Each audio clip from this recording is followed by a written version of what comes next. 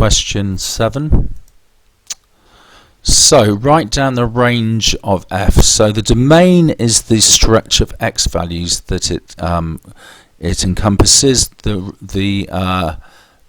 range is the stretch of y values, which are clearly going from 0 all the way up to 10. Now for part B, we're being asked to find f of 0. So we find the function of 0, and whatever that result is, we find the function of that result. So f of 0. So when x is 0, f of 0 is is 5, because that's where we have the point 0, 5. I've worked that out just by looking at this similar triangle over here. This triangle has got a base of 4, a height of 10. So when I'm just coming back to, my height must be just 5. So that coordinate is 5. Now when I go and then find a function of 5, so I go and consider my value for 5, again just by working on the basis of this triangle here, this has got a gradient of 1. So for 5 I'm going to have an x value of 5, I'm going 3 further along from the 2, so I'm therefore going 3 up, so that's where I get my y value of 3. So B is all about similar triangles.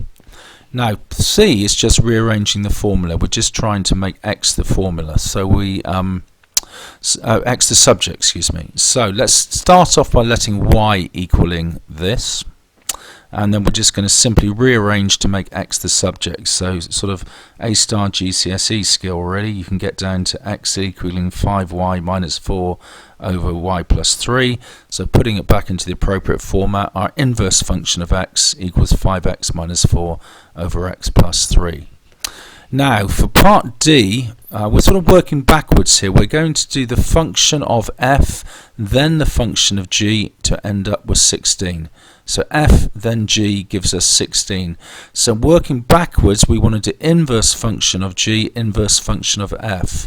So the inverse function of g we've just worked out. So if we substitute 16 into this, we get 5 lots of 16 minus 4 over 16 plus 3, 76 over 19, which is 4. So working backwards now, we're trying to find the results that when we apply the function give us a result of 4. Now we can see a result of 4 can occur two ways. It's going to occur over here, but also over here. Now this one's easy enough to see, because again remember this is just it's got a gradient of 1. So if we've got if we're coming along, if we've got a height of 4, that means this triangle has got a height of 4. So it's also got a base of 4 starting from 2. So that gives us this x value of 6. Now over here again, I'm going to base this again on similar triangles. My similar triangle here has got a base of 4, a height of 10. I'm interested in knowing where it's got a height of 4 here for my x value. So to get from 10 to 4, I divide it by 10 over 4 obviously, so divide it by 2.5. So equally I'm going to have to divide my 4 by 2.5 to have this little base of the triangle being 1.6. So 1.6 from x to 2 is 1.6.